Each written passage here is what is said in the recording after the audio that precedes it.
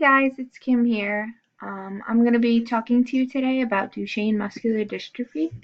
We're going to discuss the symptoms, the risks, what you do if you have it, and we can even make up some exercise prescriptions and give you some ideas if you know of someone who has it or if you have it to get moving and get some more exercise because it's good for you. All right, so let's start off with what is Duchenne muscular dystrophy or DMD. This is actually a hereditary disease, causes progressive muscle degeneration and weakness.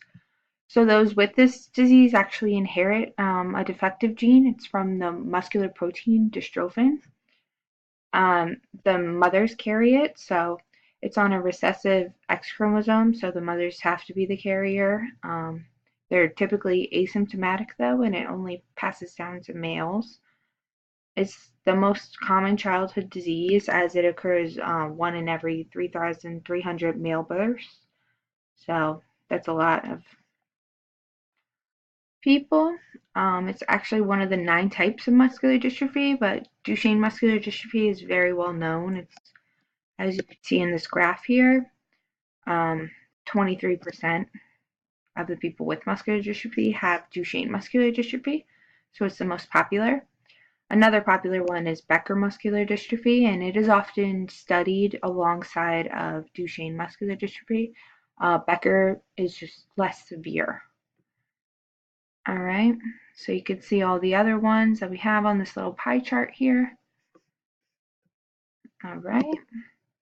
So some early symptoms of Duchenne muscular dystrophy will start around 2 to 3 years old. So as an infant, you won't know if your child has muscular dystrophy or Duchenne muscular dystrophy. But you'll start to notice the symptoms like the enlarged calves pictured. They'll be walking later as toddlers, falling, trouble climbing stairs, like just motor skills that are just behind or not there at all. Raising arms is also another difficulty because it takes a lot of their muscles.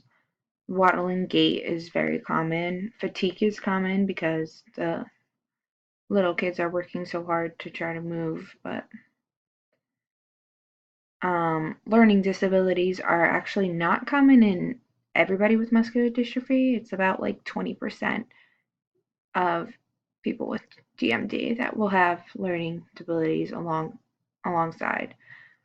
Um, so then you could just see this chart here.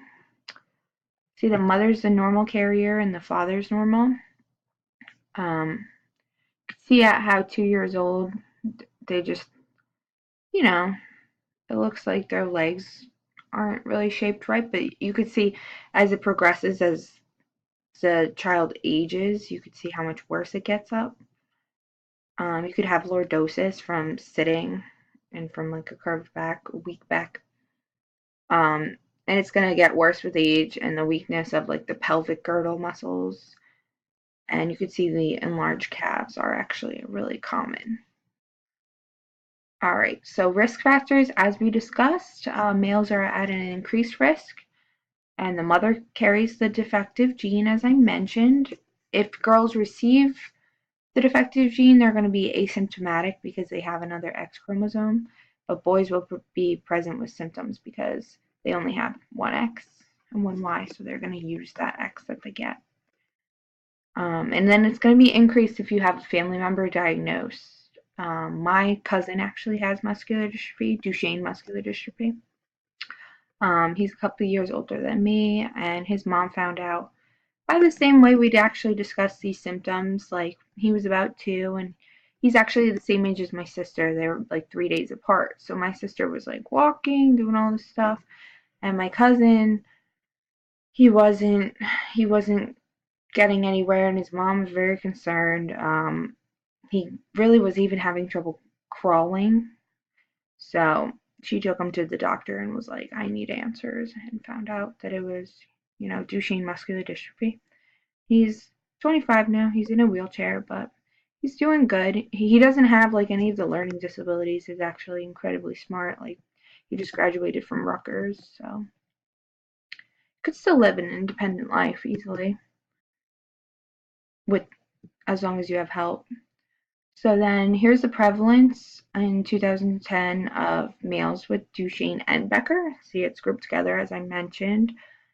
So like it's common in Hispanic, non-Hispanic, white, and then says it's less common in Black people in as of 2010 this graph, but it's not really um like to one racial group. It's I think that's just how it was that year when they took the study. So the percentage of males using a wheelchair dramatically goes up from when you're 5 to 9 to 15 to 24. You're most likely going to be in a wheelchair as you age, because as I said, this does progress with age.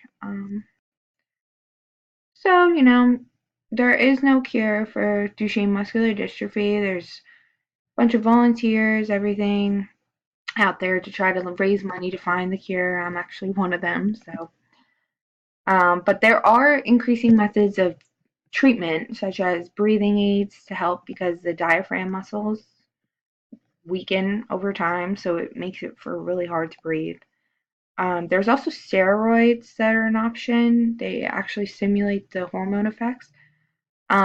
This helps to reduce inflammation and tissue growth and repair, so you can more quickly gain your muscle back.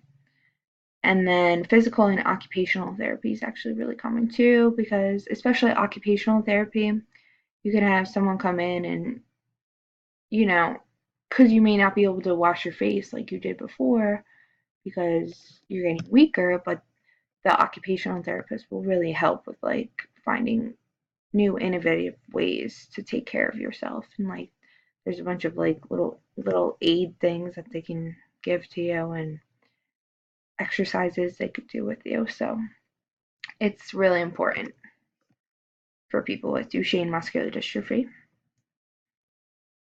All right, so we're going to talk about this case study. We're talking about Timmy. He's a male. He's age 18. Timmy does not smoke. His blood pressure is 110/67, which is pretty common for people with Duchenne muscular dystrophy to have a lower blood pressure because their heart doesn't pump as hard. Um, his BMI is 28. He's, a little overweight, but that's because he's wheelchair bound. But he tries to lead a healthy lifestyle in eating right so that he doesn't gain too much weight. His total cholesterol is 185, which is good. Blood glucose is good, it's 90. So the mother is the carrier, but there was no family history known of having Duchenne muscular dystrophy in the past.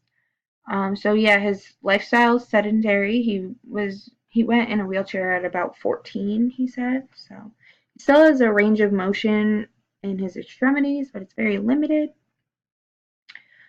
Um, his medications are prednisone. It's a corticosteroid and it helps with his muscular strength. So that's good. But he's not on it all the time. He goes on and off the corticosteroid because it's a little dangerous to be on it all the time. And he also has an occupational therapist come in his home 3 times a week to help him with like dressing, showering, all that. His mom also helps him out though. So I discussed it with his doctor, and we could tell that the primary focus for him is to gain strength and endurance while improving flexibility, because a big risk with muscular dystrophy is contractures. So when like your muscle tightens up and like kind of like a cramp, but a lot worse. So we're gonna set up little Timmy for some aerobic activities, 4 to 6 days a week at 50 to 80% heart rate max. This is going to be for 20 to 40 minutes. So he mentioned that he likes to swim, so we might try to put him in the pool and let him do what he can, but of course with supervision is crucial. Might try some like little rowing exercises as much as his range will allow and some arm ergometry. Flexibility is important. He's going to do that daily, actually, with 20-second holds to increase the range of motion and prevent some contractures. He can just have like his occupational therapist stretch him out, his mom stretch him out, his brother, sister, like anybody can really do it for him or help him to do it. So for strength training, he's going to try to start that and start at 50% of his 1RM with more than 10 reps to get that muscular endurance working. He's going to allow for at least 48 hours rest for each muscle group because it's very important for his muscles to recover. Alright, so if you want some more information on Duchenne muscular dystrophy, you can check out these sites below. And I hope you guys learned a lot. Here's my references. Alright, have a good day.